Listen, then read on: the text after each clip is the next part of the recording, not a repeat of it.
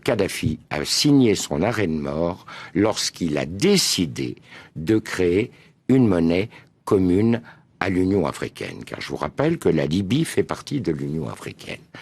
Que le siège de cette banque, de la banque qui devait émettre cette monnaie, avait déjà été fixé au Cameroun.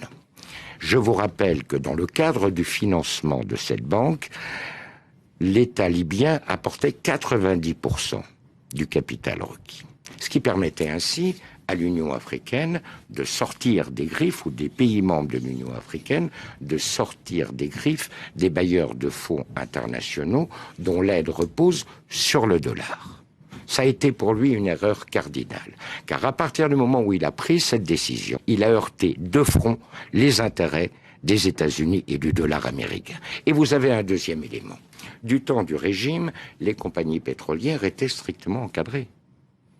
Elles avaient des zones qui étaient exploitées, certes, mais elles avaient un quota de production qu'elles ne pouvaient pas dépasser.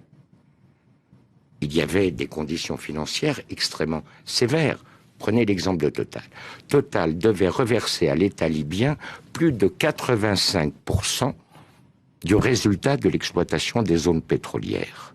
À partir du moment où le régime tombait, eh bien, chaque compagnie a fait ce qu'elle a bien voulu faire.